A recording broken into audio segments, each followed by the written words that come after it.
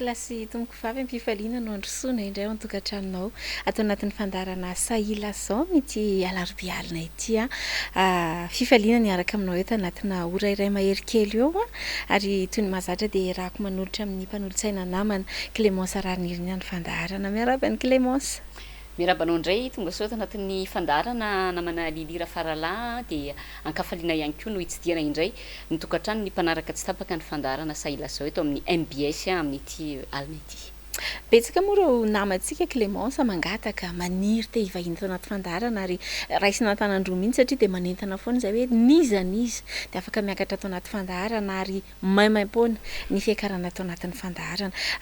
Nisafidy vahiny manokana mihitsy izay amin'ity androany ity fa mialohan'izay toy ny fanaontsika dia izao hoe tsy miala amin'ireo vaovao mafana rehetra sika tao anaty fandarana miao be ny resaka tsy fandriam-pahalemana insécurité na eny amin'ny lalam-pirenena izany na ny anaty fiarahamonina taloha moa tsika dia miteny hoe any amin'ny faritanina tahaka izany fa amin'izao fotoana izao na ambanivohitra na andrenivohitra eto Antananarivo dia tena tsisy ahitana an'izany tsy fandriam-pahalemana izany ka ity misy horonan-tsary fanadihadiana anankiray mahakasika an'izay tsy fandriam-pahalemana izay no arahantsika isantarana ny fiarahana amin'ity alina ity. Tato anatin'ny 3 andro trangana fanafiana roa no niseho ny iray ny asabotsy teo anelanelany Bernony Sikanja amin'ny lalam-pirenena fafitoindy tokony ho tamin'ny 10 alina tany hoany. Lasan'ireo mpanakan-dalan'ireo avokoa ny vola sy ireo entana sarobidy teny amin'ireo mpandeha. Ny iray hafa teo koa dia teny amin'ny PK 82+700 mena Belovainjafy distrika Ambatolampy. Fiara taxi Borosy azanao Antananarivo no voatorabato. Lehilahy 4 amirongo Poiron nametraka sakana teo amin'ny arabe. Araka ny fampitam-baovao dia tokony ho tamin'ny 2 ora latsaka fefany minitra teo eo ity tranga ity. Ny maraina indray dia fiara mpitatitr'olona iray avy any Vaingandrano ihany koa no niaran'ny fanakanan-dalana.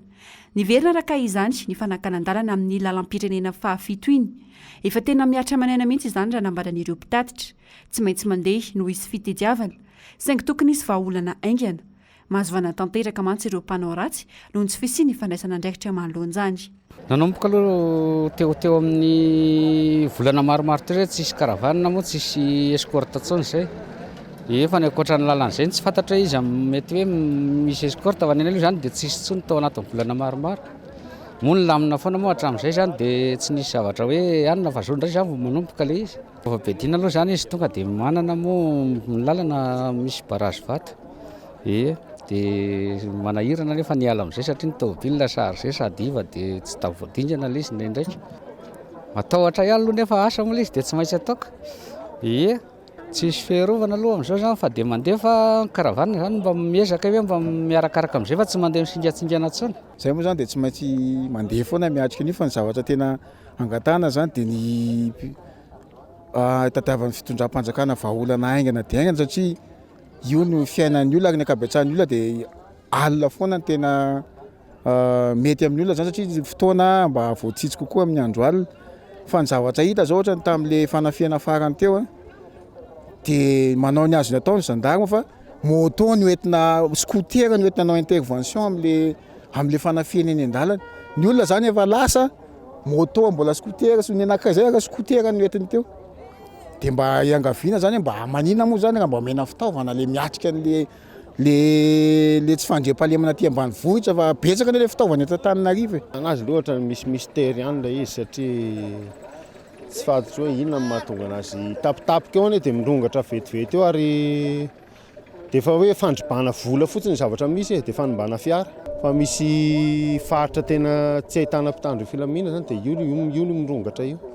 Izay mahatonga le fiverenany amin'izao dia ny lalana koa tokony asiana fanamboarana fa tena mijaly ny mpitatitra amin'ilay lalana.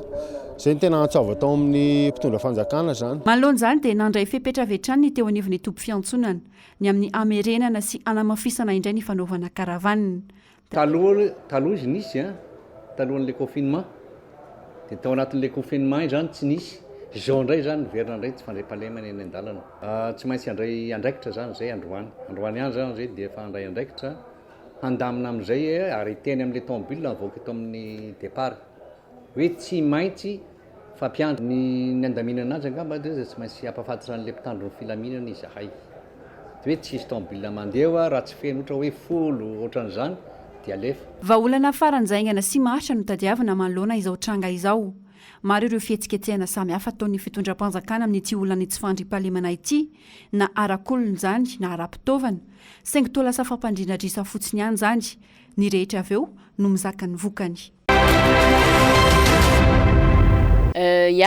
raisitsika angamba ny vahintsika aloha namana lelera faralata nanarahantsika ny fanadiadiana teo ina fanadiadiana izay marina be ny voalazanao teo tena hoe mitantara antsary ny zavatra nisy ary vaovao mafanaraka ny tenao ihany koa makasika ny resaka tsy fandrimpahalemana eny amin'ny lalam-pirenena iresadresaka amintsika makasika an'izay vaovao mafana izay androany nanora zanadrakoto faly miarabanao tonga sao tanaty fandarana Sahia Lasa. Faly miarabanao Clémence Rarinirina dia faly miarabanao koa Lily Rafarala faly miaraba ampanaraka rehetra n'izao fandaharana izao. Ianao moa olon-tsotra fa isan'ny tena atao hoe antony nanasanay anao satria araka ny fanambaran'ny Lily Rafarala teo hoe dia hoe ny fandarana misokatra ho an'ny olona rehetra dia noho ianao hita be hoe ahoana re ny tenenako zany ifonako ilay teny frantsay ataoko anaty farangisosana tsy haiko namana Lily Rafarala manana ny dika teny amin'ny teny malagasy mazava active be amin'ny Facebook zany hoe tena miserasera be mafitrika mandray anjara mifanehoan-kevitra ny Facebook ary tena mpanaraka ny vaovao rehetra izay mandeha miparitaka ao anatin'izany tambajotra tserasera Facebook moa zany no tena hoe tambajotra tserasera fampiasantsika eto Madagasikara amin'ny tanany lohalista angamba raha ny fahitantsika azy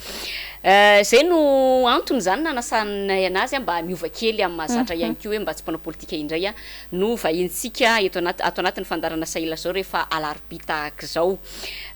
araka ny nahitantsika azy teo nano dia miverina indray ary ny resaka tsy fandrimpahalemana eny amin'ny lalam-pirenena izy io dia efa somary nitsahatra kely teo ary nanambara moa ny tao anatin'ny fanadiadiana teo izay tokoa ny zavatra nisy hoe nisy fiatoana kely fa ankehitriny zany dia io indray fa miverina me mahazo laka indray zany resaka tsy fandrimpahalemana zany ary misy mihitsy naratra nisy ny fahasombana fitaovana fahasomban'ny fiara fitaterana nisy mihitsy ny voan'ny diambala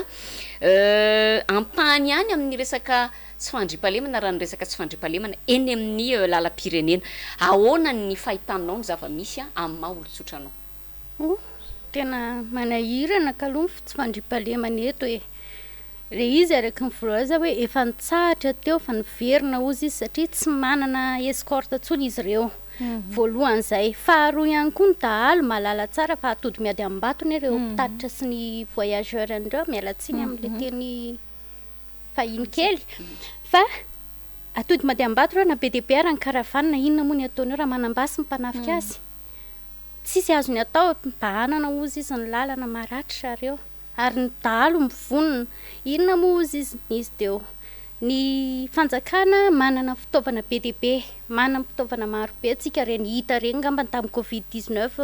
2020 tsy haiko ny anaran'ireny plein D tsy haiko daholo ny anaran'ireny pasy reny atao inona eto reny fa tsy hanenjehana dahalo na dahalo any an-tsara eo na dahalo mpanakan-dalana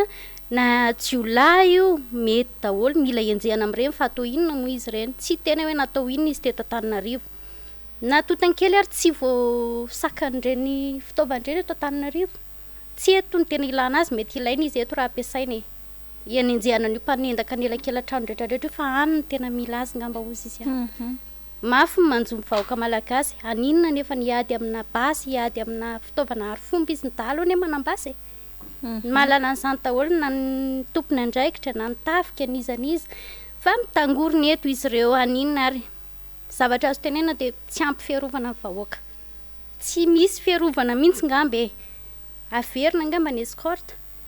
en plus ny zavatra io misy koa ny faratsian'ny lalana io mifavorize zavatra be io ratsy ny lalana tsy afaka andeha ny tomobile nizaniza mpitatitra mahalala an'izany horesantsika izay resaka faratsiany lalana izay fa raha fehezina zany ny zavatra tiany nanoresahana dia hoe miravoravo tanana tena miravoravo tanana ny fanjakana tena mamela ny vahoaka hokamboty ny tena mahavalalana ny ry izy miravoravo dia izao hoe manomboka manaitra ny maso manaitra ny saina ny mahita ny fitaovana ananan'ireto dahalo manafika ireto tena fanontaniana no apetraka ampisaintsainantsika ny tokantrano hoe ahoana tokoa moa zany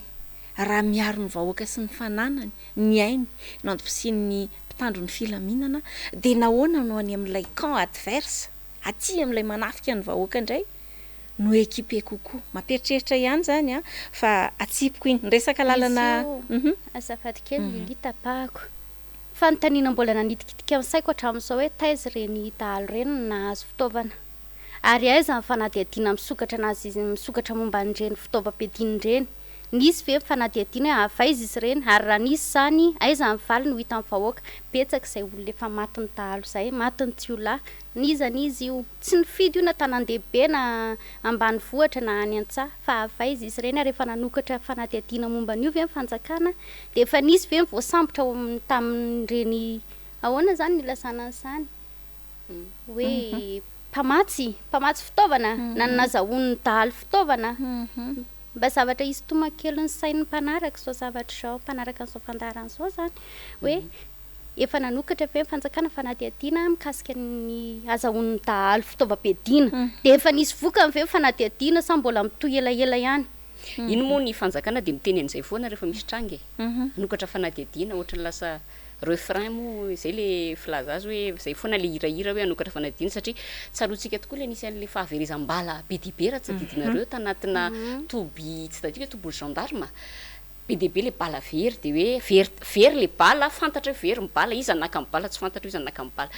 faharoa manarakarak'izay fanamariana kely fotsiny a nisy an'ilay fanombana fitaovam-piadiana raha tsaroanareo teo amin'ny lohan'ny lapan'ny tanàna teo nisy fotoana nitsahana tamin'ny tanky sa inona le fiara mifono vy be reny dia hoe potehany eto daholo samy manatitra ny basy any ampelantanany avokoa fa raha ny hita aloha zany amin'izao a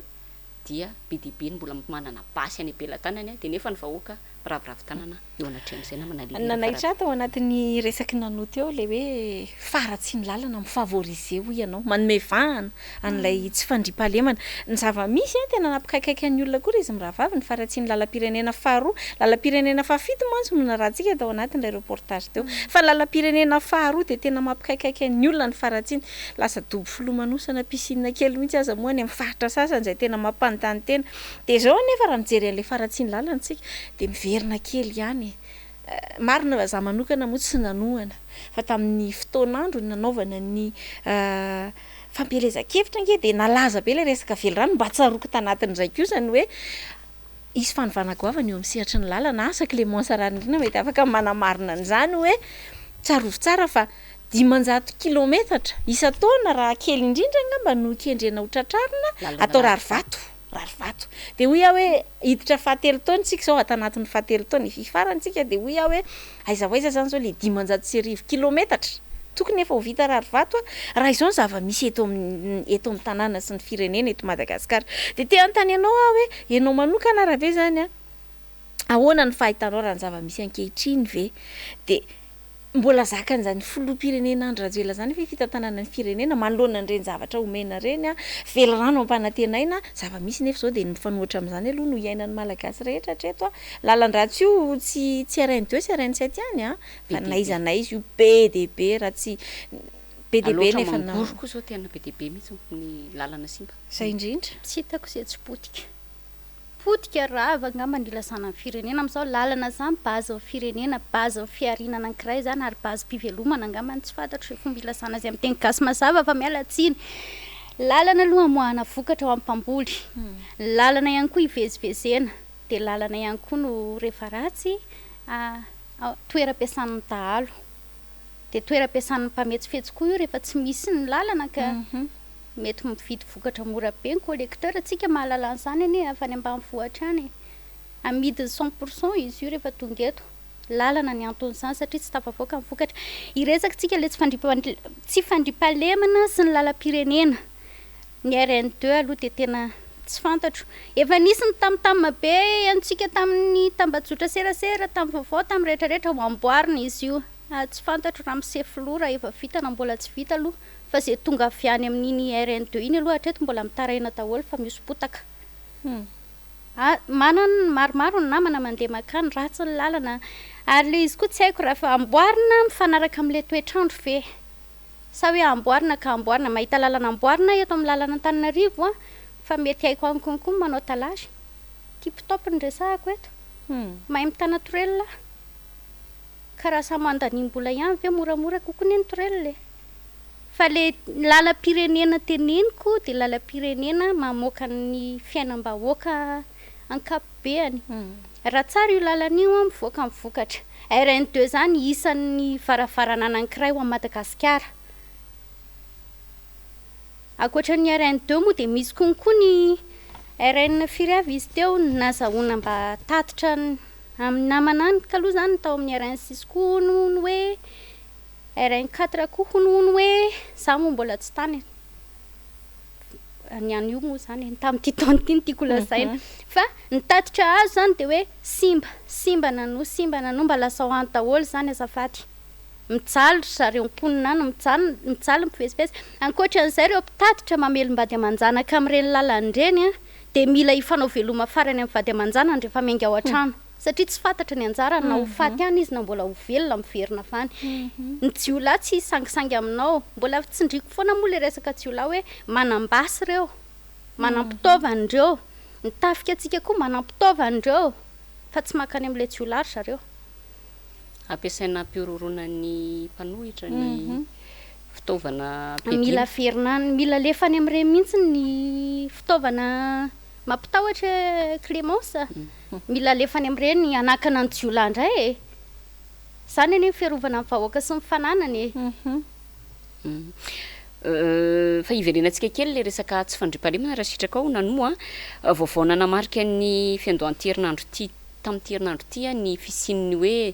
dahalo sy fokon'olona ny fandona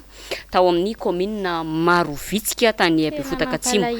tamin'ity tranga ity ankoatra ny resaka fandrobana ny tan'olona de nisy ihany koa ny alatromby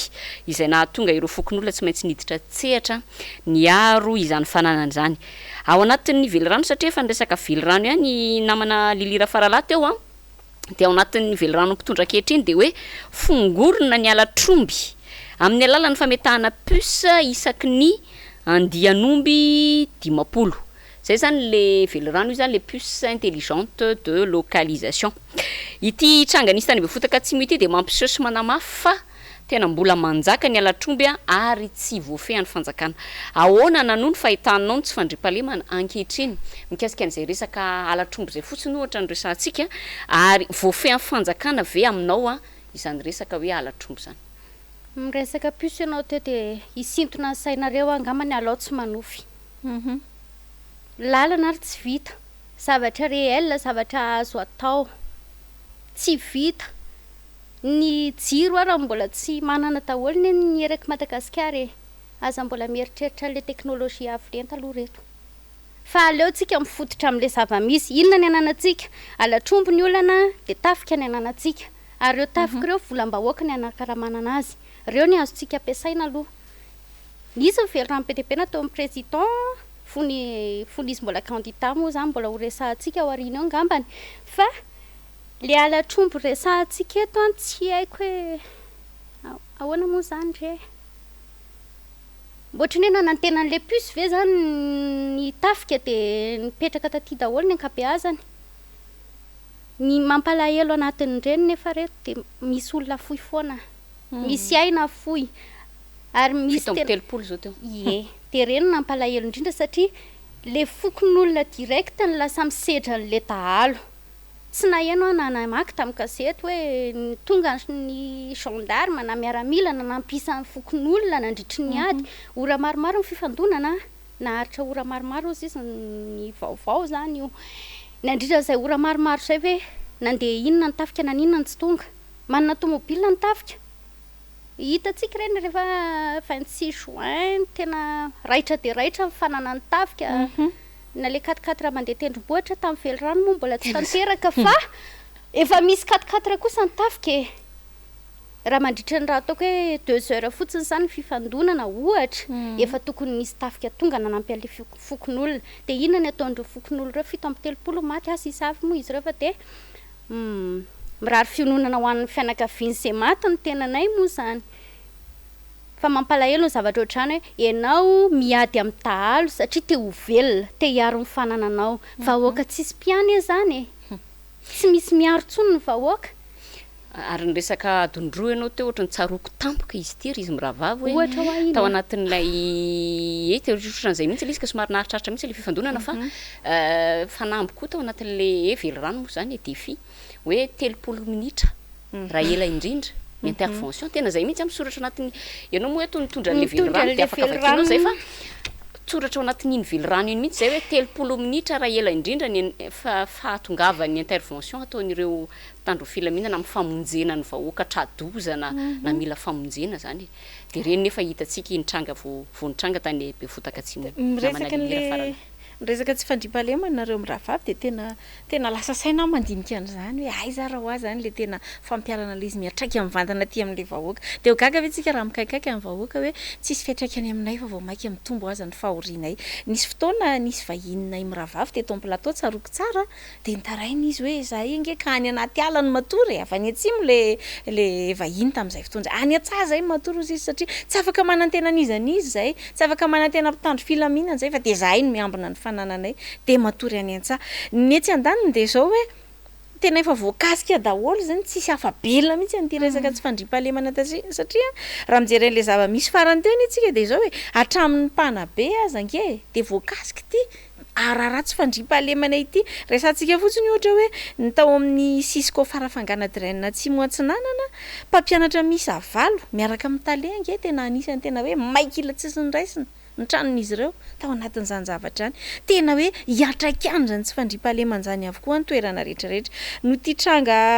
zay hitantsika ety moa zany a de tena hoe tsy sampetraka ao an-tanàna tsony mponina mampalahelo a tsy sampetraka ao an-tanàna tsony mponina satria tsy vitany manafika fa mbola mandrahona koa ny dahalo hiverina ange zahay mbola hiverina zay anohy an zavatra ataony hoe ny zava-misy tany tsara tanàna ihany koa de misy fahafatesana mpianaka zay mbola novonoiny jiolahy ihany koa de izany zava-misy iainantsika malagasy ankehitriny zany tena hoe mampangoritsina le retsy tena miororo ianao hoe hoaiza ny hafaran'ity firenentsika ity nisy ny fampanantenana hoe vatsina fitaovana ary fomba ny tenentsika teo 30 minitra tonga ny intervention katikaty raha tsy diso arary izy miravavy nisy mihitsy ny karazana ohatrany film 3D nanaovana démonstration nanehoana nireny zavatra ireny tamin'izany fotoana de tena lasa ny saiko hoe katikaty blindé drone sy ny sisa apetraka amin'ny force spéciale amaly ny antso vontsy 30 minitra de tonga fa indrisy fampanantenana etsy fampanantenana eroa fa de tena zao ny zava-misy ahoana ny fahitanao anjandrina no manoloana andreo zavatra be de be nampanantenana izao fitondrany zao kanefa ny atreto tsy misy tanteraka ny akamarony raha ho ana manokana Lily depuis le début an'io propagande io nahita ny velo rano moa tamin'izany de tadidiko zahay nanao mariazy fomba mbola kely ohatrohatr'izay nandraisako anazy fa miala tsiny amin'le tompony tsy manana eritreritra hoe ho tanteraka le izy mety ho azo tanterahana fa raha ny fijeriko manokana mety za koa pessimiste tsy mahita zavatra positif angamany de nefa hatra mitombina ihany à 3 ans eo zao ny mandat-ny Floy Andratswell mbola tsy vita le fampanantenana za tsy mitako aiza le drone za tsy mitako aiza le 4x4 mandeha tendrombohitra sy ty rehetrarehetra ty fa ozy aiza re tafika hiaro aloha nampalahelo le nresaka le tany tsara tanàna ianao teo mpianaka tsy mpanan-karem-bengy ary zareo hoe varotra raha azoko tsara mpivarotra enta-majinika de zany ary efa tafian-dahalo ny dahalo koa ne zany ka tena tsy mifidy asiana tsony ohatrany ny andro taloha taloha ny dahalo tsy manafika fa tsy mpanan-karem-be sy mpanarivo Jiola Jiola sy dahalo moa zany fa zao ny dahalo zany mety na vilance vilianao ary ohatrany ny alabotra aty Antananarivo ihany moa io na makao WC anao mety ho veriny ny fanananao naiza zao misy an'ireny daholo raha le velo rano resantsika be de be mihitsy ny velo rano atao lahara-pahamehana ny fandriam-pahalemana zavatra azo tanterahana zany monsieur le président atao tanterahana aloha atao lahara-pahamehana ny fandriam-pahalemana anana andavanandro azo antoka ozy izy ianao de niady amin'ny tsy fandriam-pahalemana za hoe mbola tsy mitaky an'le drone teto na za koa ary tsy mahay mampiasa angamba tsinona fa le zava-misy ampiasaina inona ny ananantsika ry izy miravavy ny ananantsika ne tafika manana fitaovana ny tafika mbola tsy ndriko foany reny manana fitaovana izy aseho isaky ny 26 juin naseho reny nandehanderaky ny tanàna sa nahita tamin'ny confinement tsara tare le fitaovana ary mety tena matanjaka izy reny raha ny anjehana dahalo ny intervention na tsy vita ary le 3 minitra tokony mba vita lolo kely ihany e satria le fitaovana any ary fomba be mba tsy hoe raha un jour après lasa docteur après la mort foana le fiarovana amin'ny vahoaka eto amintsika kanefa dia izay mihitsy ny zavatra hita aloha tena mampalahelo kory ny zavatra misy eto Madagasikara amin'izao fotoana izao fa angambany be dia be nefa anambarana nanoto eo namana le lira faralahy betsaka ny tokony mbola ho ambarantsika rehefa ny vaovao mafana koa be dia be ny tena ifampiresahana aminao ary ararotina iny fandaleovanao ato anatin'ny fandaharana avalintsika kely eo angambany aloha mikasika an'izay resaka tsy fandriam-pahalemana izay fa isan'ny vaovao mafana ihany koa ny fanaova-tsony fifanaraha-piaramiasa teo amin'ny la Frantsa sy Madagasikara mahakasika indrindra ny resaka fametrahana ny transport par câble na ilay atsona angambany amin'ny teny malagasy tonga dia hoe téléphérique zay angambany fiantsoana azy amin'ny teny malagasy a 5 tapitrisa euro araka ity tatitra izay vakitsika eto amin'ny fahitalavitra ity no atokana amin'izany a ka ny ampahany betsaka zany hoe misy ihany zany ny nomen'ny fanjakana zany hoe inona ozy izy tsy hitako tsara izy teo a 20 misy partie atokan'ny fanjakana ihany ao a firy millions d'euros no atolotry fanjakana fa ny akapobeany zany ny akamarony a dia avy amin'ny fitoram-panjakana avy amin'ny frantsay moa zany a misy banque mifanampy ao anatin'izany a trosa tsy don fa trosa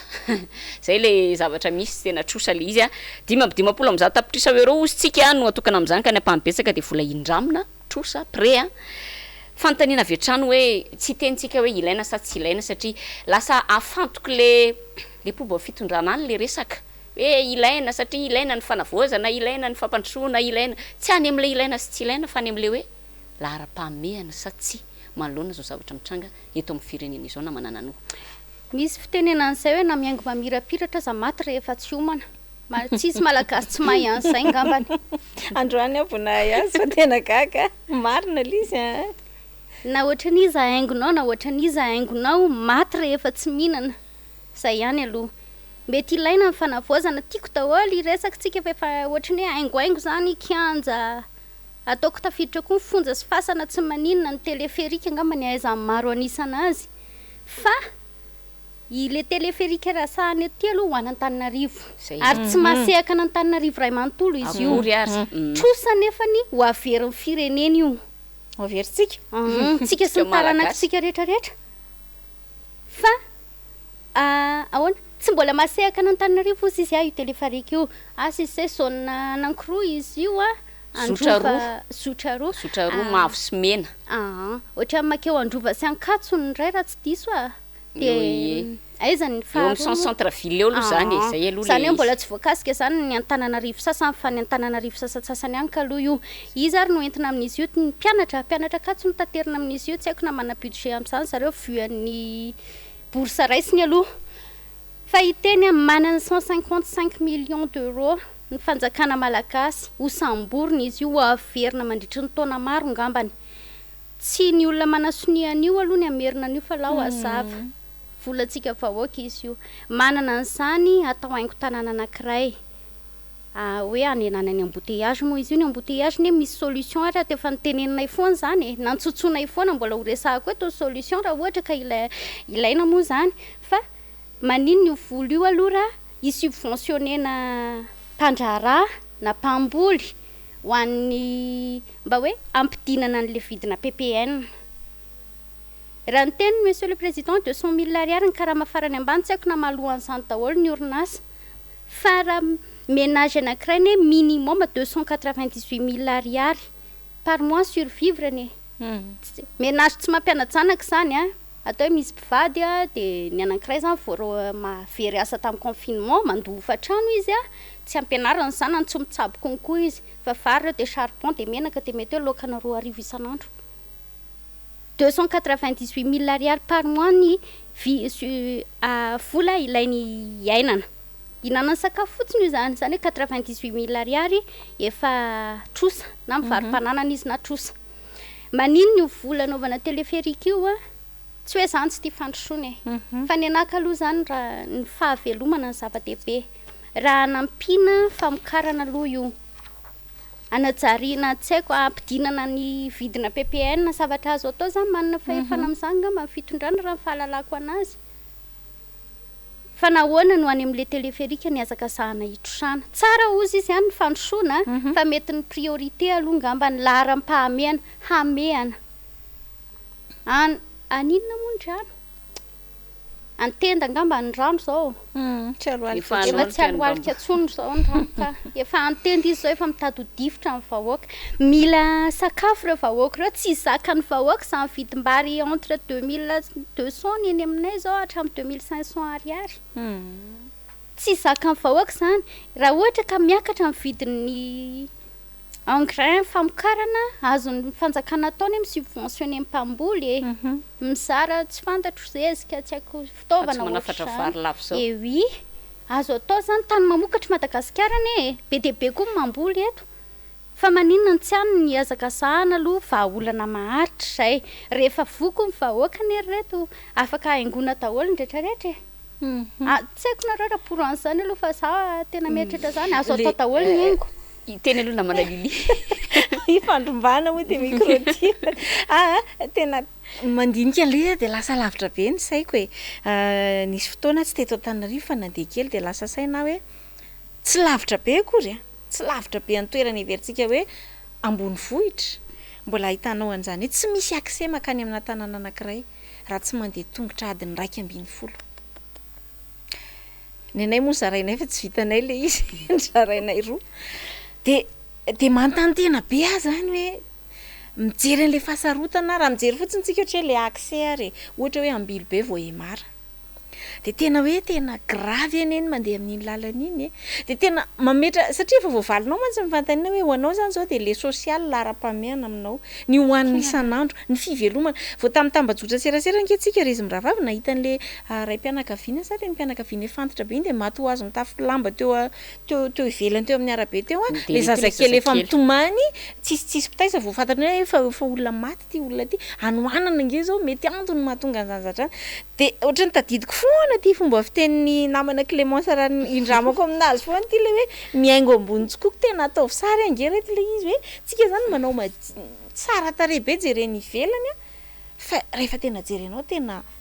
maloto ratsy ny ao anatiny ao nisy vanim-potoana tsika andro krismasy mifenona karazana ohatry cadeau ngeza be eraky ny arabe de nantany tena hoe mijiro moa izy zany efa mandeha foana le cadeau zany ohatry ny hoe sanatriny vavy ohatry ny hoe ironie nandraisako anazy hoe misy olona naraiky boaka ho arotsany amin'ny fety raha tsy misy de ataonao mijery an'izy de mahazo fanomezana nefa nanohaniny raha tsy misy effectivement ao anatiny nge tsisy zavatra ho azony alainao hoe ity misy loka raiky lao anay tsetsatsetsy aritra ilazako an'le hoe tena aiza ary le fahafahana manakatra sy mandrefy zay tena ilaina sy takiny vahoaka marina amin'ity fitondrana ny fireneny ity ry mpitondra tena mitodika aminareo zahay hoe matoa efa tapitra miteny avokoa tsy misaranga farany ambany zao fa na ny klasy moyenne tena efa mikaikaika sy mitaraina tsy fahazakana vidim-piainana tena mila jereraingana ny social fa iverina kely am'le Clémence mbola alohan'ny iverenanao kely satria misy zavatra nytenin'ny nanoty ohatrany zavatra nanamarika ana le classe moyenne teniny namana lilira faralalo iny zao efa manomboka manjavona tsika zany zao lasa tonga de any amin'ny faramantra de faramana-karena fa le classe moyenne manjavona am'izao lavaka be eo nelanela tonga de lavaka be eo nelanelany elanelan'ny tena faramahatra sy ny faramana-karena fa le resaka téléphérique teo tokoa nisy tamin'ny Facebook tokoa nahitako an'izay hoe nisy nanao fanamariana zany any ivelany le olona aloha nanao fanamariana hoe 10 € izy no mitaingina ny téléphérique ny sarany de ataovy multiplier par 4000 zany 4000 ariary 40 000 ariary aiza zany no ahatratrarany azakan'ny malagasy an'izany 40 000 ariary zany ane mbola karama mpiasa trano ray dimanjato ary bus classe ary mbola mandeha vida be ny akamarony de ahoana moa zany ny atakarany olona zany zay le hoe eo ndray le réalisme ndray no miditra zany ao anatin'izay hoe sa ve le izy de tena hoe oeraoeraraka le saina mampieritreritra zavatra moa iveriko fa tsisy tonga ho azy tamin'ny maraina namaky karazana faneho-kevitra kely mahakasika ny hoe actif sy passif de nanaitra be ana le hoe ny actif zany de lasa miinvestir ianao migénérer arena vaovao anao ny fampiasam-bolanao fa ny passiva zany de zao hoe lanina le vola de tsisy tombony miverina aty aminao iny fa rendrarendra aitraitra de ohatrany hoe tena zay ny sary ahitako an'le izy hoe move tena ama be deaibe ny olana raha-pifamovoizany eto Antananarivo renivohitra ve ny fisiny io elanelana anankiroa zay hosahany le téléphérique resahantsika teo io fa ny faharoa de ozy hoe izavy tokoa ary raha miverina amin'ny teny nanoa ary tsika mpianatra de dikan'izay ige zany raha ohatra hoe akatso makeny mirova zany ny resahantsika zany de tsy fantatro hoe ny bourse ray volana ve zany mahavita mandeha indray mandeha asa aloha manginy fotsiny ny hoe 4 mégawatt moa zany ny mety herinaratra takina sy ilaina afahantsika mampandeha an'izany ndao aloha zatsika iny téléphérique iny fa te hiverina kely ary izy miravavy atao amin'le resaka findramam-bola le resaka volan'indramana teo fa tena anisany niteraka resa be koa ilay fandehanan'ny filoha malagasy Andry Rajoelina tany amin'ny braony ministry ny raharaham-bahiny frantsay samy nanamarika an'iny agnamitsika rehetra hoe ny filohan'ny repoblika no manatona an'ilay ministra any amin'ny braony ary tsy vitan'izany fa le bikany nanatrika ilay fanaovan-tsoni zany teo amin'io ministra io sy ny ministra malagasy misana fitantanam-bola de ohatrany vao maika niteraka resa be le izy moa tsy hoe inina angena hoe ikaroka petite bête fa hitany maso ary le izy de tsy maintsy voaresaka hoe zay ny resa be manoloana an'iny ahoana ny ianao manokana ahoana ny nahitanao an'iny mba ahoana ny fahitanao an'ireny zava-mitrangy ireny tsy haiko aloha raha mise filohany ka solotena amin'ny Madagasikara fa tsy solotena amin'ny vady aman-janany izy nandeha tany raha en tant que père de famille nandeha hanany tany tsy manina manetretena ozy izy mipaiboly ary za koa tsy miteny hoe soit arrogant manilasana an'izany fa tsy mety kosa ny protocole hoe ianao hijoro ohatran'ny sécurité na sanatria carte de corps ao aoriana le ministre anankiroa mifanao sonia tokony mba mipetraka ve izy zany tsy fantatro fa tsy mety amiko aloha le zavatra misy en tant que solotenana firenena anankiray ianao solotenako solotenanareo mirafafy solotenan'ny vahoaka 520 tapitrisa tsy fantatro aloha ny raha azo atao reny na tsy azo atao inona moa rehefa tsy mampikatra ny azo atao hoe fa le izy ny vonina pirenena jerena raha mise filoha moa miresaka foana hoe fitiavana ny lehibe indrindra de fitiavana ny tanindrazana zany io ka raha alainao baraka firenena ve mbola fitiava-tanindrazana ianao ataona ministra manantona any amin'ny braony aloha tsy tokony le ministra ve manantona anao raha izay faharoa ianao tsisy mameseza mitsangana be ianao tsy reraka ve ianao raha mise filoha zay mifanontaniako tsy tiako le sary na asorena anany jery anazy tsy mety amiko le protocole raha fijeriko amin'ny mahazana anoana zay asa raha mbonisy zavatra hafa zareo ve tsy niomana very io mpandraireo hoe hoavy ane ny filohany avy any Madagasikara filoham-pirenena lany tamin'ny isam-bato ohatr'izao io tamin'ny fomba demokratika de mamim-bahoaka io any aminay any tsy mba nisy ve fa najan'le frantsay any Madagasikara mihitsy ny aloha ny de nataona ohatr'ireny ny filohantsika tsy haiko izy miravavy aloha izy ty fa nahasorena anahy izy sary iny raha zany teo monsieur le président azafady kely Clémence de tsy nandeha ka zay mihitsy ny tokony ho izy hoe tsy tokony nakany mihitsy izy zay le protocole teneninao mantsy raha ny ary fenitra no arahana ary marina be mihitsy le fanamariana nataon'Andriamatoa paraina Auguste hoe y a-t-il un conseiller diplomatique à bord le fanontaniana ery ambany ery zany fa le resaka ery ambony moa zany de efa mazava be fanontaniana napetrana y a-t-il un conseiller diplomatique à bord zay le hoe le fitantanana ny firenena tsy andrakandramana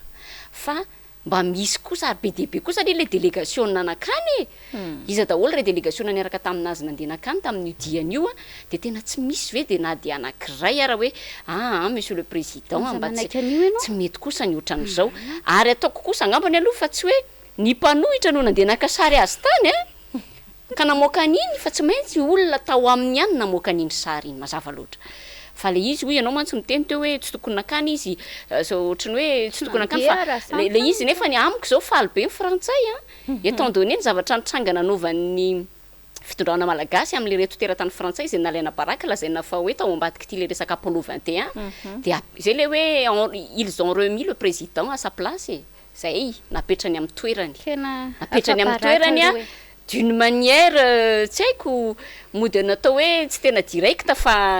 indirectement nanaovany anazy de alefa ny moa ny resabe de anao moa efa faparaka de faparaka anao de miara faparaka ny tenina anoa na zay sy lilimpan'olotra fandarana eto raha de miara manongo tena hoe inona re tiry lanitra tenatsika ny lasa ao tany anatin'izay a zavatra mitranga izay fa vaovao malaza ihany koa tsy hiala ao anatin'izay vaovao malaza izay tsika de mbola isan'ny vaovao malaza ny mahakasika le resaka fanondranana volamena antsokosoko farany teo zao a nisy ny fanambarana nataon'ny député iray izay voatontonona tao anatin'iny raharaha iny fa hoe tsao lainga inina ely sy ny sisa ilay raharaha lazaina fa hoe na voasaringotra azy ny mpandinika ny fiainam-pirenena iray moa zany zay monina ny velany kosa indray dia nilaza ihany koa satria ianao moa isan'ny tena mpanaraka tsara ny fandahany vaovao mivoaka amin'ny Facebook de nilaza indray io mpandinika ny raharaha-pirenena io hoe fa de tafavoaka soma tsara ozy ilay 12 kilao fa diversion daholo natao rehetra fa ny 12 kilao dia lasa soma tsara zay ny ilazantsika moa zany tery am-piandohana hoe famafao ihany le vaovao mahakasika ny tiraraha ty na izany na tsy zany de mbola mitana ny sain'ny vahoaka malagasy hatramin'izao ilay volamena 370 faingo 10 kilao inona momba azy inona ny fanadihadiana momba azy nakaiza iza no nisy ihany le anampidirina ponja fa ahoana ny toy eny de tena tonga de tsy nisy ny pika na kely azy ijekely novely rano ndray tsika satria androany aloha de ilaina mihitsy ny fisiany fandarana ohatran'izao satria mba tsy ho tompotrano miono andramindramo ty tenitiny vahoaka hoe inona tokoa le nampanantenina de aiza ho aizy tsika zao satria telo taona no ny tantanana ny firenena iresaka vely rano tsika de ho ny filoha-pirenena hoe fitantanana ara-dalàna ny arena-kibony tany apetraka ny centrale de l'or izay tsy maintsy ampandalovana ireo volamena sy vatosoa amidy sy arsazina enjana ireo mpanondrana antsokosoko ny are-pirenena eto moa de nyresaka le 73,5 kilo teo hoe tsy hitany vonany voasazy tokoa ve ary tena enjana tokoa ve efa miomana am'le hoatsy am'le fonja manara-penitra ve fa hitodika aminao anano hoe aminao ve tanteraka zany vely rano zany aiza ho aizy tsika zao anatin'izany fanatanterahana ny fampanantenana zany mbola manontany tena Clémence hatreto hoe hatraiza moa zany zao vita fa mbola tsy nahita zay vahoaka majinika hatreto zay mbola tsy nahita le vely rano hoe tanteraka ny zavatra nisy zao tao anaty vely rano ohatra na eno hoe misy ny atao hoe ametrahana comptoir d'or ny mpiakarana ny sandam-bola raha mbola misy volamena moa ao anaty kibony Madagasikara maninona tsy apetraka zany azo ataony zany mbola eto amin'ny territoirantsika zany manana filohantsika manana ministritsika tsy haiko avy iza daholo ny tompona andraikitra amin'izany fa tsy zalo maninona tsy natao zany raha mbola misy volamena ao ny resaka 73 kilo PDP ny resaka tamin'ny tambazotra serasera moa maro kilo maromaro no nandeha tsy fantatra ny faran'izy iny zao koa 12 kilo député Tsiriva moa ny tena servieta ihany no tao anaty bagageny andeha hivoaka izy tsy verenany iny efa lasa bus iny resaka iny hoe servieta nentina andeha hivoyage zany na tsy namy de kosindray andro ao an-trano koa reny mba mitondra atona akanjo isoloana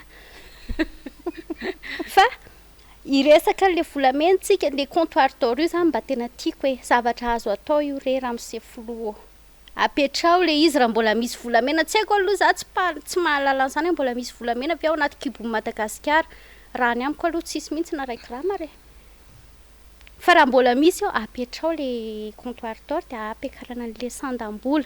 de nankaiza daholo zay vahoaka ny miandry Clémence sy Lily aiza ny fanadihadiana momba andre 73 kilo ny volamena tatsy tratra ny volamena tary tratra rehefa tratra le izy de nankaiza aloha voalohany indrindrany de iza koa le olona nitondra anazy de nigadra ve le olona sa hoe tratra fotsiny de samy mifampitazatazana teo zay mba zavatra tiako fantatra momba ny volamena io tsy mazava mihitsy ny le seapariana volamena eto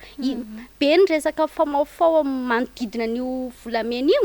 hoe zao no mikarakara zao no manondrana zao tsy hidirako rehefa tsy ananako pirofo fa ny tiako tsindrina hoe manam-bolamena Madagasikara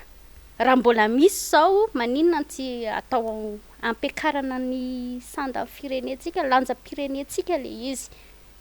de nankaiza daholo koa re mpanondrandreny 73 kilo moa isan'ny tabataba tao anaty Facebook teo satria raha tsaronareo nisy an'le ranga ohatran'ny mahihy kely zay didinina miaramila valolahy izy fa tratrany tany ndilany izy teo tamin'ny loatra mangoro tratrany angady volamena antsokosoko izy ngamba ndratsy diso de tokony miaramila firy laza firy kazerina nanodidina le 73 kilo satria olona ray iny a mety tsy nahazo 2 kilao zany iny rangahy iny fa efa tsara aloha rehefa hoe misy ny ahoana zany ny lasanany zany hoe fanakanana amin'ny fitrandrahana antsokosoko fa le be deaibe koa tokony sakanany indrindra le fanondranana antsokosoko io tokony ataon'ny tompony andraikitra mazava ny resabolamena fa na de adianandreny voaka ray nankaiza le efa tratra aloha akoatra 73 kilo ohatra no tasominy tao Afrique du Sud mihitsy raha fantatra hoe be deaibe ny mivoaka be deaibe mihitsy fa iny ihany aloha ny officiel nisy vanim-potoantsika nanambahiny teto tena nyresaka lavabe mahakasika an'izay fa miresaka an'izany nareo dia misy karazana fanehoana tena nanaitra be ana rehefa miresaka an'io volamena 7.5 kilao io ohatra ny hoe ianao zao Clémence Arariny irina azo kantoka fa tsy mahatratra an'izay ny lanjanao fa ianao io zany zao volamena ny volonao volamena ny tenanao manontolo volamena ny taova rehetra ao anatinao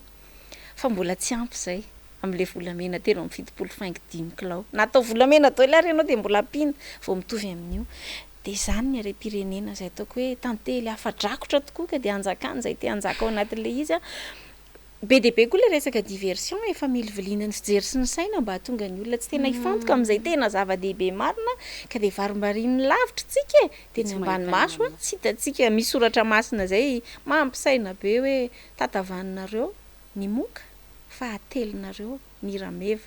dia tonga saina manoloana zavatra rehetra resahanareo raha vavy fanamariana kely fotsiny manalira fa tsaroko tamika izy ity satria ny teny mantsitsika teo hoe mandeha volamena tena 7.5 kilao dia tsaroko le fanamariana sy fanambarana angambany nataon'ny lehibe any saiko teo aloha efa tsy izy tsoa moa zany no mitantana ny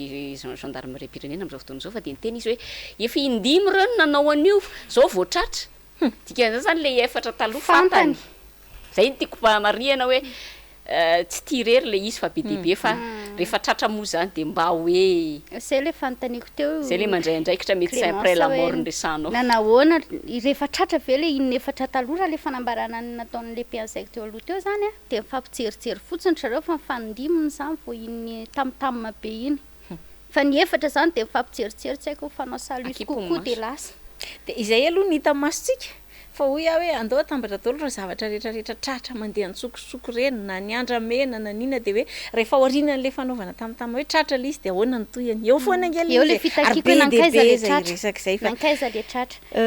raharaha moa izy ity fa dia izay ny zava-misy eto amin'ny fiainam-pirenena ry mpijery ajaina ny tokantrano zaraina amintsika tokoa zany fa indraindray raha tsy somary voadona kely ny saina mamerina mitadidy an'izany vao tonga saina hoe aika efa hatrany tokoa ny toerana misy ny firenena ankehitriny iresaka karena ihany tsika nano taona 7.4 7.4 nisy fotoana tany amin'iny faritra Sava iny tsaroko tsara manodidina ny 5 alina sy iray hetsy hatramin'ny 2 hetsy ariary ny vidin'ny kilaon'ny lavanila maitso tamin'izany fitondran'ny filoha teo aloha hery rajonary mampianina raha tsy diso anisany tena noresahana vao resaka foana le velorano fa dia miala tsiny ny hoe ijerena manokana ampiakarana ny kalitao ny lavanila ny dikan'ny fampakarana kalitao dia mazava loatra fa miakatra hatramin'ny lanjany sy ny lentany sy ny vidiny raha ny tokony ho izy ny zava-misy a be deaibe moa zany izy mirahavavy ny vidina lavanila ny resahan'ny olona tamin'ny saison farany teo fa mivarie entre tena nisy mananaravaratra raha tena nisy hoe 5 sy 1 alina ariary ny kilao a tany amin'ny sasany mba hoe 2 alina 3 alina ny farany ambony hitako angamba tena mikaikaika ireo opérateur malagasy rehetrarehetra eo amin'ny mpisehatra eto amin'ity resaka lavanila ity dia te antany ana no hoe ianao manokana maha-olon-tsotranao ahoana ny fahitanao an'izany raha toka fampanantenana fiatsarana fiainana taloha zany tsika raha misy tokantrano anankiray ohatra tsaroko tsara mihitsy ngamba ny mety mora ahafahantsika mahazo an'le zava-misy ity zavatra ity raha matoa anankiray manana trano tsy ngeza be fa trano tsotsotra dia tokotany kely manodidina ny 10 mètres carré eo no anahazany lavanila tena hitan'ny masoko mihitsy dia afaka herinandro izy niverina dia niresaka taminy madamo afaka ampianarinao mitondra fiara ve za fa avy nividy fiara nividy sorainy tao vaovao be zay tena tsara tsisy dikany zany tamin'izany lavanila kely miahy ao tokotany afaka herinandro izy mividy fiara 4x4 raha mba zay mahafinaritra amin'ny fony mitondra le fiara ary mbola tsy hainako zany ny lentan'le izy tsy ela ho 7.4 7.4 fa ankehitriny zany asa ohatrinona sisa sa inona salon ray ve sisa sa inona no azon'izay tsy mahazo de teantany anao hoe zay indrindra ho anao zany ahoana ny fahitanao an'izany raha azo fa tobera tsy vita malagasy ihany koa aloha fa de raha sisany azo zany roa alina sa zany rehefa miresaka rizy miravavy de resahako hatrany amin'ny fotoana foana nanao velorano ny candidat Andratsoela fony candidat oa tamin'izany a velorano moa tao anatin'ny candidat no nanaovany azy na candidat anazy zany hoe rehefa lany izy a de atsaraina sy ampitomboina ny kalitao any lavany izy lany aloha ary zao rehefa anatsara sy ampitombo qualité zany ianao a de mila mifototra any amin'ny mpamboly ihany aloha io tsisy baguette magique ohatrany amin'ny conte de fée reny io hoe tic tac de tsara ho azy le izy raha pijery Cendrillon mantsy nareo de Cendrillon zany le nasiana baguette tonga madame le fée de nasiana baguette magique izy de lasa princesse tsy ohatr'izay izy io firenena tsy misy baguette magique mahovany iny karaha anatsara izy ny qualité avania de mila makany amin'le mpamboly aloha izy matoa io a ambolen'ny olona manahirana ny olona io de amenany ny tsaiko manao décaissement ana vola ve anampinan'ireo mpamboly reo ny engrais fanampinana azy ara-pikarakarana tsy fantatro za tsy mpamboly fany mbola tsy nahita mihitsy moa za fa henoko siosio fotsiny hoe ohatran vidiny nresaka anao lili teo hoe tamin'izany ny fany nisy lanjany henonay mihitsy zany nanako taty Antananarivo zany taloha hoe patron-na fany zany tamin'izany moa dadanay sy mamanay manao fany tena bravo be ary tena tiana ankizy mihitsy izy satria mavidy goûter le namana amin'izany fa amin'izao ozy izy nareo 15 000 ariary varitsaiko raha zaraina 700 ny 5,000 sy ray alina de manome ohatrinona zany ny vidina fany kilo ray nefa heritaona ny vao misy vokatra fa tsy isam-bolana io de tsy fantatro inona raha ny tian'le fitondrana tao amin'izany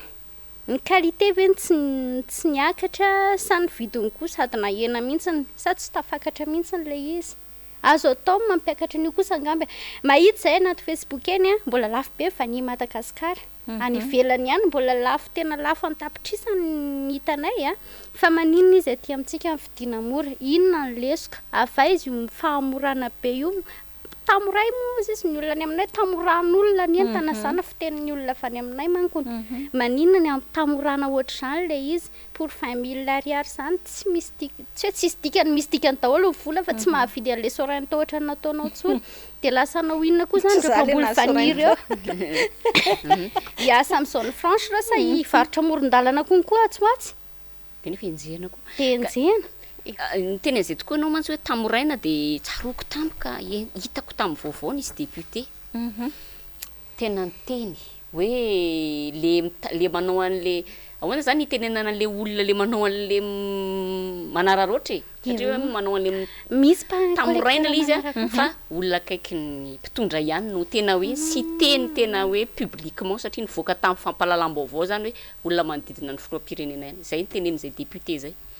tadidiko mihitsy zay vaovao zay ary tena marqué anazy zany hoe zany ve no efaranty Madagasikara ty hoe fampandrosoana no andrandraina fa de zay teneninao zay hoe sanatriaviny vava fanambakana no misy zay zany no zavatra tena marqué anazy zay zavatra misy zay ary tena tamin'izany ary mbola ohatra tsaratsara le vidiny lavanilina fa zao ka izy zany efa tena hoe roa alina efa tena mampalahelo ary normal be ny faritra savary manontolo raha mikakaiky amin'izao fotoana zao manoloana an'ity tranga ity mananara maro antsetra anatiny avokoa ahitso kely angamba le teniko teo aloha resaka hoe hiasa amin'ny zone franche fa ireo sao totezitra indray mipiasa amin'ny zone franche tsy ratsy miasa amin'ny zone franche fa tsisy tsony ny orinasa iasana ny any ary androahana daholo depuis le confinement vomaly zao misy mbola misy voaroaka sao tetezitra manko mipiasa amin'ny zone franche fa zay zao raha mitady asa amin'ny zone franche fa tsy mahita be de be milahatra eo Tanjombato eo tsisy voaray zay anarivo ny isan'andro fa tsy ratsy le izy fa tsisy le orinasa ya ity ndray kosa raha no tena hoe amma vehivavy anao no ametrahako an'le fanontaniana hoe mandeha be mantsy zao ny vaovao hoe resaka vaovao mafana mantsy tsika makasika indrindra le resaka fitondratena tsy mendrika mahavoatontonona mpikambana ao anatin'ny gouvernement izy ity mahavoatontonona ministra ary mahavoatontonona mpiasa-panjakana ambony ihany koa amin'izao ora sy fotoana resantsika zao mbola tsy le foana le buzz hatramin'izao fa mbola mandeha foana fa na eo aza nefa ny resabe mandeha de atreto aloha de mbola voatazona soma tsara ao anatin'ny gouvernement lay ministra nisy be deaibe no misy mpanao gazety moa be deaibe namanao tena mahitsy be le fitenenana tsy ho averiko eto fa mbola ao izy aloha na falitsika na tsy faly de ao izy io moa hoe be deaibe mangataka ny hoe ahoana ny afahana mangataka ny anesorana ny ministra fa eo koa le hoe izy koa mifikitra mafy ao anatin'izany gouvernement zany aminao manokana nano azo ekena ve ilay tsy tena hoe kolotsaina fa le hoe tsy maty manota mihitsy eto amin'ny firenena satria io le hoe l'exemple vient d'en haut ny ohatra de mainga amin'ny any ambony gaga ve tsika raha ohatra ka tsy miraratsony no mpanakandalana fa manao zay tany kipo do sisy okinareo ara jere ty ataonareo de lasa samy manao zay mahafinaritraritra azy ny olona rehetra fiainana raha teo sarotra fiainana ministra ihany moa ny resantsika de sotomoko ny saintsika nisy vaovao vao tsy ela kory zay tany amin'ny firenena tandalany firenena io ministra raha hitanareo ngamba nandeha tamina gazety tambatsotra serasera le izy tamina Twitter tsy tadidiko tsara moa le ministra aniza le izy tratra ny fanoroka tamina inona ny tao amin'ny couloir nametra-pialana izy quelques heures après tsy fantatro ny eto amintsika aloha zany za tsy teny hoe ny ministra ny serasera ve tena nanana fitondran-tena tsy mendrika tsy confirmé nefa ny konko tsy teny hoe tsy nisy zany satria efa niteraka buzz be teto le izy fa raha ho ana fitondran-tena mahavehivavy tsotra fotsiny aloha samy nanarindray aman-dreniny angamba tany atokantrano tany samy vehivavy mitondra tena zany mbola kely ianao vao adolescente ianao de efa io foana nianatra ho an'izay nisy mpananatra io fa tsy hidirako indray moa zay tsy nisy nananatra iny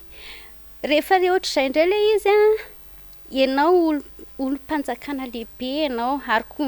ministera ny kolotsaina no tazominao kolotsaina zany ianao no tokony ampiakatra ambony tena ho modely ny kolotsaina malagasy mihitsy zany na hitana resaka be ohatr'ireny moa zany izy ohatrany na ianao hoe namaly izy en général hoe tsy nanao an'izany izy zany ny valiteny ramatoa ministra tsy fantatro fa marinana sy tsy famarinana fa raha ohatra hoe misy reny tsy mety kosa angamba mbola hijanonana eo hoe manala-baraka raha tsy nisy moa le izy de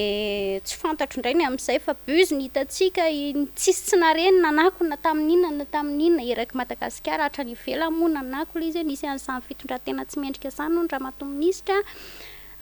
voatontonona koa mivadiny tao anatin'le izy voatontonona konkoa ny artiste ray tena mbola tanora eritrerony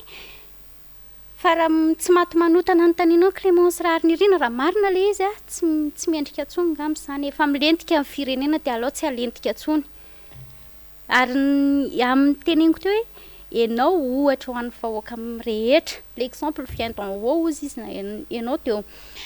ohatra ianao sanatriny zany raha tsy fitondran-tena zany ianao anatin'ny kolotsaina de iza moa zany ny anabe tsony tsisy tsony de hifaninana daholo zany raha tsy voamarina hoe tsy nisy le izy de hifaninana daholo zany ny tovovavy rehetrarehetra na ny vehivavy ny faharoa tsy amin'ny tenen'ny Clémence rany ireto hoe rehefa ambony zany manao ny ataony tsy hainao tsony izy satria maty voninahitra ianao tsy manana tsy haiko tsy manana inona ny filazana zany tsy manana pouvoir fahefana hiteniny aty ambany tsony zany ny lehibe rehetrarehetra ary io marina ohatra hoe olona anankiray no resahana no hitan'ny olona fa ny olona tsy te halala fa hoe ny olona ambony any aminay ary ohatr'izao ny ataoniko ny ambany koa zany tsy te halala fa raha misy tsy fahamarinan'le izy moa zany buz ny hita hoa averiko foanany raha misy fahamarinany tokony tsy hisy ny tsy maty manota resaka eo nareo miravavy de oza hoe tsotra kely eny le izy ohatrany hoe raha mpianakaviana mifoka sigara fa miteniny zanany hoe tsy mety io lesa de azo inona ve ny hoe tena iaino azy le zanany ohatrohatr'izay le izy fa Zay indrindra le resaka kely an'le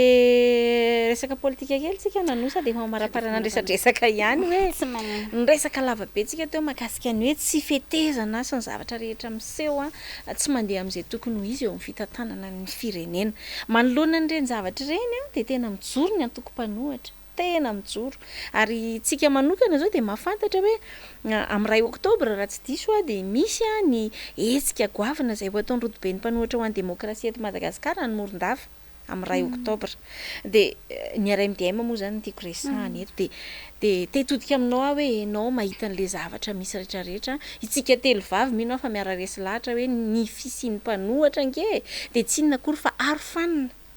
miaro ny lalan'ilay mpitondra tsy hivarinan'ny firenena ny ankady zay nge io atao io e raha tsy mijoro zany ny mpanohatra de zay ivilian'le lohan'ny vagon tsy haiko moa zany na TGV na inontsika izao de zay ivilian'ny lohan'ny vagon sy hafarany ny vahoaka rehetra zay tsika 520 tapitrisa ato anatiny fa ny fisian'ilay mpanohatra no lasa arofanina garde-fou ny teny frantsay anankiray tena hoe miaro atsika tsy hivoaka n'ilay lalana tokony ho izy a ho anao manokana inona no afatra mba tianao sy azonao ampitaina ho an'ny aty amin'ny antoko-panohatra manoloana an'izay resaka tsika rehetra zay misaotra petsaka amin'ny mpanohatra aloha hatreto hoe nanomboka tamin'ny zao régime zao moa zany a de hita hoe mijoro ny mpanohatra ninona zava-nisy a de mijoro ry zareo reo ary tena isaorana anazy satria ary fanina araka ny voalazanao hitanareo angambany amina Facebook moa tena hitana ana tambazotra serasera zany de hitanareo ao hoe miteny ny mpanohatra ary misy toy izao de mijery an'iny ny fanjakana raha tsy misy zany reo mpanohatra tsisy mijery ngamba reo fa mety varimbarina ny fanjakana fa de isaorako betsaka ny antoko-mpanohatra de mankahery azy reo koa anao ny fanoherana zay ataony asa moa zay tanjony tsy fantatro fa za mankahery azy tena mifoko manontolo na tsy mpanohatra rany a tsy ao anatin'ny antoko-mpanohatra de tena misaotra be dia be anazy miresaka izay ny an-tanàna eny hoe ohatr'izao ny zavatra mba hafatro kely fotsiny ao anatin'izay ho amin'ny fanjakana aza variana mamaly mpanohatra fa reo aneka jiro hoe miteny ndray hoe misy tsy mety ary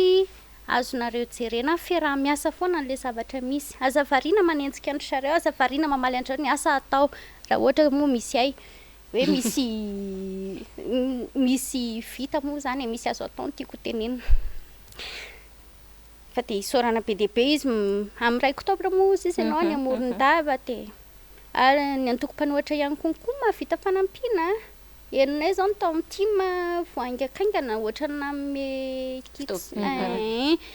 reny volam-paosiny zareo reny a fa tsy hoe vola any amin'ny kitapom-bola mpanjakana na ohatra izany reny de isaorako andry zareo aloha zay vita satria vahoaka tena latsaka lalina zao a fefo an'ny vahoaka ny antoko-panohatra rehetrarehetra de tena tianay ary tena isaoranay be dia be fisiany zareo sy fijoroany mifamaly vava mory zareo anaty Facebook ao sady ny teny aza mifamaly vava amin'ny olona fa ny vahoaka rehetra jereny mijaly zahay very zahay vahoaka sy majinika rehefa tsy misy anareo mpanohatra tsony hiaro anay hitondra ny teninay sy hiahanay zany ary fanina amin'ny antsonao raha tsy zany de mety milatsaka ny andavaka amin'ny daholo tsy haiko marina mihitsy zay hoe ny isony mbavam-boaka nifony antoko-tima tokoa farany teo dia tena manao ny etsiketsika tokoa ary samy manao etsika samy hafa ara-tsosialy sasany ara moa ny tanimbary eny tanimbary mihitsy mafinaritra isony mbavam-boaka sy zay maronismao totsodry mapandra de tena aza aloha tena hoe mitoraka voninkazo lelava izy hotorana voninkazo fa de toraka voninkazo ena misy le député fa de mafinaritra ny mbola mba mahita zavatra tsara sy mafinaritra ohatran'ireny mba ifikiran'le vahoaka fa nantenana hany sisa mba ifikirany vahoaka manoloana ny zavatra mitranga eto amin'ny tany sy ny firenena zao inona kosa amarana ny resadresaka tsika miaraka aminanoa inona ny afatra ndray ho an'ny vahoaka malagasy matetika ao anaty Facebook ao moa miteny za olona tsy mivoaka ny trano firy fa ao anaty Facebook ao miteny hoe dinio ny olona fidiana miala tsiny ampiasa an'le vocabulaire kely fampiasako ao anaty Facebook ao hoe ianareo mba jereo ny olona tokony mety fa tsy zay malaza sy mahisaka letaka de tiana miala tsiny amin'ny fiteny fa mafimafy kely moa resaka iny tsy averiko fanindroa le vocabulaire za tsy ny gasy nefa ny de olony fotsika fa tsy olony saina efa tsika mihitsy zay olony fomba malagasy nisy tao fotoana nanentanako ny artiste hoe aza manohana an'le candidat raha tsy maharesy lahatra anao miprograma anasany fa nareo ane no mitarika an'ireo vahoaka ireo anohana an'ilay candidat tsy maharesy lahatra anao spectacle foana ozy izy mandra-pahafaty ikarama foana ihany nareo fa ny zavatra teneniko ny malagasy de dinio no avy efa ty amin'ny 3e millénaire tsika 2021 ohatran'izao tontolo zao koa ny calendrier Madagasikara fa ny atsika tsy nijanona saoty nareo misy mieritreritra hoe nijanona tany aloha be tany ny olona zao efa manomboka mikarakara fitaovam-pitaterana any amin'ny sehatra fa tsy haiko hoe misy fiara manidina izany ho karakarainy any Chine moa izy teo sinoa izy zay raha tsy diso angamba efa mitady zavatra avo lenta ny firenena tsika mbola inona ny tena olana vary sy laoka ary io tany io potika tsy miteny hoe faravana arakinina na arakinina fa efa manomboka midégradé ny tany hiatrika an'izay koa Madagasikara hiaraka amin'izao tontolo izao tsika nefa tsy mivoatra nijanona teo amin'ny teknôlôjia telefona ny atsika satria naninona ny firenentsika tsy mandroso mila mahay mandinika amin'ny vahoaka mila mahay mitaky konkoa zoantsika vahoaka mitaky ohatra hoe zahay mila fampianarana normal ho an'ny zanakay zahay mila fitsaboana tena mamaimpona fa tsy le mody mamaimpona mila fitsaboana normal ho an'ny mararinay zo zany mba tsy izantsony ny zavatra hitazona ny sain'ny vahoaka zany mila fampandrosoana ny vahoaka de anjarantsika vahoaka mandinika iza ny tokony hofidiana manahoana ny programa anasa fa aza taitaitrana spectacle aza taitaitra ntsony hoe misy mandihy misy jiro be misy malaza be fa misy mahay concours reny le mahay amin'izay tadiavina zay indrindra endry sy mahay mankasitraka anao nanora zanadrakoto ny vahiny tato anatin'ny fandarana Sahia Lasa Izao niaraka taminay sy namana lilira farala tamin'ity alina ity be dia be ny zavatra nentinao ho an'ny mpijery sy ny fampiresahantsika tato anatin'ny fandarana fa dia tena mankasitraka be dia be dia maniry izahay tsy ho elany mbola hiverenanao satria tsy isan'andro koa izay sy namana lilira farala mantsy mba manana vahiny vehivavy tena lehilahy foana ny vahininay ary tena manana hevitra mafonja tena mankasitraka nareo roavavy nanasa dia mankasitraka ny teknisiana ihany konkoa mankasitraka nareo mpikarakara fandaharana moa zany asa métroville no vao asa indray moa zany fa na teny zavatra maro ngambany na tondra ny etaetanay zahay asa ho atsaniko anareo nga mavely ranony présidente cadeau souvenir anaovanay jery todika indray afaka heritaona mandram-piona indray ireny ane karazana tableau de bord ahafahana mijery aiza ho aiza zao fa asa mona mijery an'izany ny olona nanao azy na tsy Clémence Ararinirina hiditra amin'ny loha hevitra kely satria fa lasarasa ihany fandarana amina lilira farala tsy azontsika lalovana fotsiny fa dao tsika mbe resaka kely mahakasika ny raharaha mahakasika ny commune urbaine Antananarivo ny herinandro lasa teo dia isan'ny vaovao nanamarika le resaka fandrodanana nitranga teny amin'iny faritra Akazomanga iny fandrodanana izay hita tokoa aloha nisy camion commune nanao an'ilay fandrodanana teny an-toerana raha ny fanazavany ireo olona izay latsa-dranomaso dia hoe tsy nisy fampahafantarana ary tena hoe tohina izy ireo nahita n'ilay fahatongavana ireo olona izay nandrava ny fananan'izy ireo teny amin'ny faritra Akazomanga iny ny zavatra tiako marihana fotsiny namana lilira farala dia hoe tsika tsy afaka mivoana amin'ny resaka lalàna ny lalàna ao anatin'ny loi 2014-020 dia milaza mazava fa hoe na anao fanorenana na anao fandravana fandrotanana zany ny commune dia mila maka avalina amin'ny mpanolontsaina ny tanàna ka ny fahalalako azy aloha mino fa miombokevitra amiko ianao namana lilira farala sy ireo namana mpanolontsaina izay manaraka ny fandarana dia tsy nisy an'izay fa kana ny fankatoavana teo anivo mpanolontsaina izay raha niroso tamin'ny fandrotanana teny amin'ny faritra Akazomanga izay mariako fa efa misy construction en dur maromaro ireo narodana eo aloha izay resaka lalàna izay fa eo ihany koa mbola lalàna ihany ty resako ty loi 2015-052 dia milaza mazava hoe tsy maintsy omena feim-potoana 3 andro aorian'ny melohany sommation aorian'ny sommation ka aorian'ny sommation zany hoe manome sommation anao androany 22 septembre de manome 3 andro ianao zany de 22 octobre ianao vao tokony hiroso ny fandrotanana zay ny lalàna le olona ho araka ny teneniko teo tao anatin'ny fanadidina izay narahana tamin'ny fahitalavitra tao anatin'ny fampahalalam-baovao a tamin'ny fahitalavitra rahavavy de tena hoe mitomany an-dranomasy no miteny hoe tampoka be a zay mbola eo am-pivarotana de tonga ny eo nivon'ny fiadidina tanàna Antananarivo nanao ny fandrotanana ny fanorenana zany eo zany le hoe voaja veny lalàna ny zavatra misy koa dia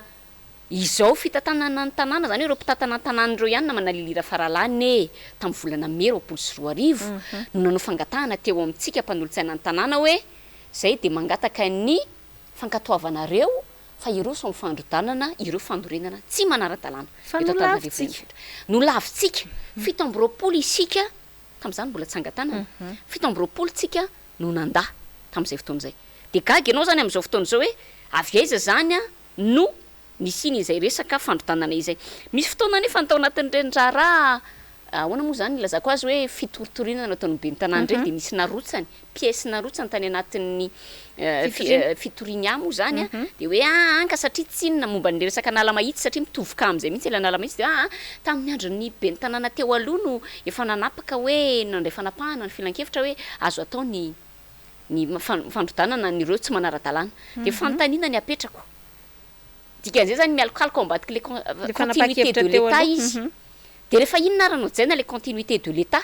de rehefa inona ihany koa tsy ajaina le continuité de l'état zay le fanontaniana mipetraka na manalilira farala satria aza tonoina fa ireo fandrotanana n'le teo sorano ny izay lavitsika mpanolotsaina dia fanapahana ny raisiny ny mpanolotsaina zokontsika teo aloha ihany koa tamin'ny andro ny be ny tanàna teo aloha nanome an'ilay convention nafahan'izy ireo convention standard nafahan'izy ireo nanorina fa naninona ny ravan'ny be ny tanàna na de nisy arany tsy fankataovantsika an'ilay izy zay le hoe rehefa inona zany ny continuité de l'état nyresahanao de rehefa inona tsy continuité de l'état mitovy am'izay koa ny resaka MBS io koa efa fanapahana ny raisym-panolotsaina tam'izany a de rehefa tonga am'be ny tanàna ny anandretsitoena de hoe tonga dia hofoananay ny bay amfiteotika zay zany ny zavatra misy hoe rehefa inona zany no dradradradraina satria zay mantsy mialokalofandry zareo aka continuité de l'état nefa de maninona koa nefa raha miresaka continuité de l'état na manalilira faralahy de maninona no mbola narotsaka tao amintsika ary ilay fangatahana hoe mangataka izahay ny anaovana fandrotanana andreo tsy manara-dalàna dikan'izay zany a fantatrao tsara zany fa tokony naka ny avalanay mihitsy ny mpanatanteraka naka ny avalanay mpanolotsaina ny tanàna ohatr'izany koa zao le resaka tery amin'ny esplanade na manalilira faralahy efa teo reo a trano mafinaritra misy olona mivelona ao anatiny malagasy dia nieritreretiny be ny tanàna ankehitriny no ravana tonga hatrany amin'ny tribonaly de nefany a izay le resaka continuité de l'état zay hoe raha misy zany continuité de l'état de efa nisy reo teo misy convention mazava de avelao ny olona ivelona sy hiary fa ny zavatra misy a dia ravana ny fananany vahoaka tsy misy aloha raha ny hita hatreto aloha ny tonga de hoe ty solution avy hatrany a fa de rava fananana rava fiarina ny vahoaka malagasy ka mampalahelo ny zavatra ohatran'izany hoe manao rano dikeny zinga ho an'ny mpanolotsaina tanàna na manalilira faralahy le izy moa Clémence Alarobia raha mitoby kely ianao miverina mijery an-dranomason'ireo olona zay rava fananana rava trano de tena mampisenty le izy ary miresaka continuité de l'état tsika de hoe hoe le izy nge mazava be any amin'ny sehatra anankiray tiana ampiarina azy satria zay no azo ialokalofana de lazaina hoe continuité de l'état io fa any amin'ny sehatra anankiray zay anaovako lo be io hoe na miteny ary nareo hoe tsia de za rehefa anao eny a de eny foana ny tanterahako na andarina zay nge zatra antranga tamin'ireny resaka analakely sy ny sisa reny ary tsaronao tsara angamba na de ny somary nazoko fandrahoana na raha moa izy ty de tsy maninona fa veriko resahany eto hoe nresaka any eto amina fahitalavitra rahavavy mahakasika ny bay amfiteotika ny MBS ary zay tena naperitreritra de ny fampitahana nataoko tamin'izay fotoana zay hoe misy anankiray ihany koa zay nanana bay amfiteotika io bay amfiteotika io no nitalaony reto olona reto ndao mba havadika vente mihitsy le izy fa hovidinay ilay terrain fa tsy ho faina tsony a maninona tamin'izany fotoana zany fantatra tsara mihitsy hoe le bay hivadika ho vente zany a de mandalo mpanolotsaina sy fankatoavana aloha vao afaka ho tanteranana tsy fa rehefa raha MBS de zay tiako anaovana azy io ka zay ny teneniko anao hoe tsy raha miresaka tsika continuité de l'état zany tsy tsika zany tsy ahita fitondrana mahitsy zany traitement égalitaire amin'ny zavatra rehetrarehetra mitranga fa arak'izay fitsoka ny rivotra sy mety mampandripandra ny saina no lasa hitantanana ny raharaha de miverina amin'izay teninao zay ihany a de Tsy maintsy resako ty efa mandeha any fotoana fa fitiniko le izy hoe fahita lavitra ravavy ray moa ny fampiresaka androany mahakasika an'le resaka solika raha solika ny mpanolotsaina Clémence Rarinirina de voasoratra tsara ao anaty teti-bola tsaroko tsara 10 tapitrisa ariary isam-bolana ny resahany DGF soma tsara mihitsy izy ity tamin'izany fotoana izany io de engagement mandeha tsy tapaka io rehefa nanontanytsika de voalaza mazava mihitsy hoe ilay resaka solika nge io tamin'izay fotoana izay lany moa ny teti-bola nampiarina mazava loatra rehefa niainana zany zavatra zany fa zao ny zava-misy izay averina azavany telo volana katroka zay ny lasa efa ndray bolana aza amin'izao fotoana izao fa de lazaina ankehitriny lasa mivadika hoe izay manao mission ihany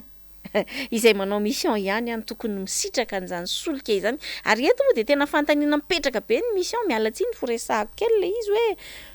mampalahelo fa de misy ny mpanolotsainy tanàna izay mahagaga fotrany le tena asa tokony ataony ohatrany tsy fantany Clémence Rarinirina fa asa tsy tokony ho sahaniny no toa lasa ndraiketany de alakotsiny le fiteninjatovo izay mahalaza azy hoe be de be kay ny mpanolotsaina tsy izay miravavy aloha misera dossier raha zay no azo ilazana azy ary zany zavatra any de tena resaka vaky ambiaty teo anatrehan'ny fivorian'ny filan-kevitra teo anatrehan'ny talen'ny urbanisme mihitsy raha tsy diso tamin'izay fotoana izay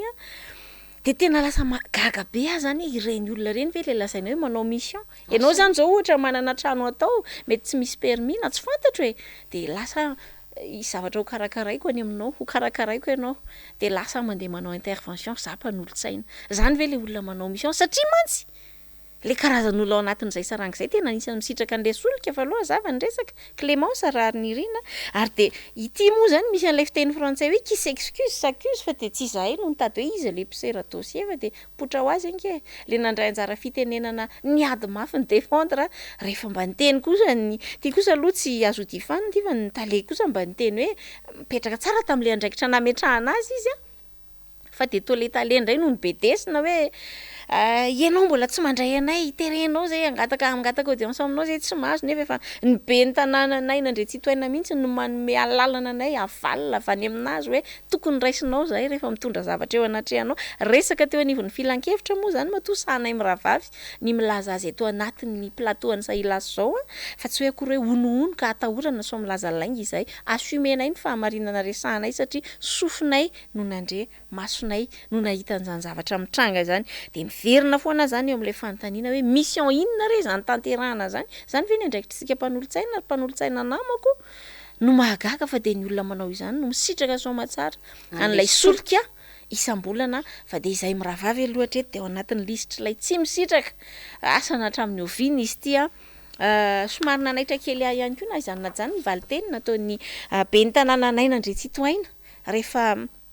nanontaniana mahakasika an'io izy hoe efa tena mba droit acquis kosa nge zany zavatra zany efa mba zo de ny valiny moa de tsy zonareo mihitsy zany fa prérogative ny be ny tanàna hoy izy no manapaka an'izany ary de manapa-kevitra fa ianao rano na omeko de ianao tsy omeko de tena mamperitreritra azy zany mihaino an'izany valiteny zany isaorana manokana eto moa na izany naty zany mpanolotsaina avy anivon'ny komba kosa zareo tsy mipetraka amin'izao fa nanoratra izy nanoratra taty amin'ny commission na bonne gouvernance et lutte contre la corruption taty aminay moa zany fa satria ny tenako ao anatin'ilay concerné de tsy tena afaka niara-nidinika tamin'ny vomiera aloha zany satria zareo no niresaka tao de namaly ilay taratasy fangatahana arak'ilay ka de izay le resaka prérogative zay ihany ny valiny tao raha tsy diso alako bika tsy tiako tare ve sa manahoana zany ny fomba hitantanana ny tanàna ankehitriny fa de zany no tena zava-misy miseho eo anivon'ny mpanatanteraka sy ny filan-kevitry ny tanàna Clémence Rarinirina. Resaka prérogative anankiray koa namalininy teo anivon'ny commission bonne gouvernance de hoe miresaha mangataha audience amin'ny be ny tanàna izay za aloha tena choqué aloha tena tonga de ohatrany hoe ahoana re zany tohina zay tohina satria tsika ane olom-boafidy ahoana moa no angatahana audience any amin'ny be ny tanàna nga izy io mazava be io misoratra ao anatin'ny teti-bola budget izy moa zany nandany an'le budget mpanolotsaina ny tanàna mandany budget na de tsy nandany ary de mandany budget mpanolotsaina ny tanàna dikan'izany zany de ny mpanolotsaina ny tanàna zany no nandany an'io teti-bola izay angalana ny carburant mpanolotsaina io de sahanao ve manao an'izay za moa efa ny tena manalilira farala etiko anehoana hoe satria le matetika ny zavatra misy fihevirako azy a ialako tsiny fa zay mifandiniako azy sy fijeriko zavatra rehetra zay mitranga hoe rehefa misy anarana Clémence popotra ao de efa izy miaraka amin'ny Clémence ao de ao de eritreretiko zany hoe sao de nozaha de za efa niteny mazava teo anivon'ny filan-kevitra hoe bon raha ohatra ka olana tsy maninona fa aza omeny Clémence tsy problème fa omeo ny team sy ny combat omeo ny anjara solikan'izy ireo fa de reko zao hatramin'ny omaly a nisy motsika nandalo tao amin'ny lapa omaly a de mbola be de be ihany mpanolotsaina eo anivon'ny antoko ty ma ianao anaty namana lelera faralahy tsy misitraka an'izany a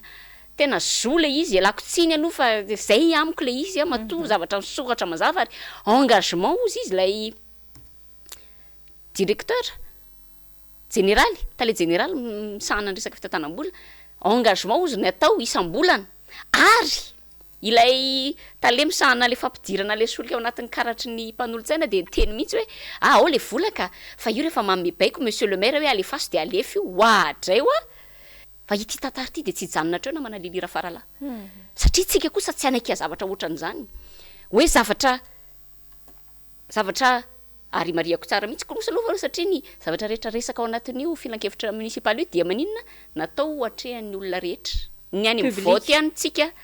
vao hoe tokony mivoaka daholo ny olona fa tsika reriny eo fa ny rehetrarehetra de afaka atrehan'ny olona rehetra ka zany rehetrarehetra zany dia mangarary mangarara ny anarany zany ary zay ny teneniko hoe izy ty de tsy ho apetrapetraka amin'izao fa le izy tena tsotra ny zavatra tiako tenenina amin'ny mpitantanana hoe raha ohatran'izany no heverina fa anatsara endrika diso lalana tsy mitondra makaiza ary ny zavatra mampalahelo anatin'le izy de hoe araka ny nambaranao teo hoe amafisiko lasa alako bika tsy tiako tare ary lasa ohatrany hoe fandresantsika foany ty tao anatin'ny fandarana hoe fitantanana orinasa tsy orinasa anareo re tompoko ny commune urbaine Tananarivo ka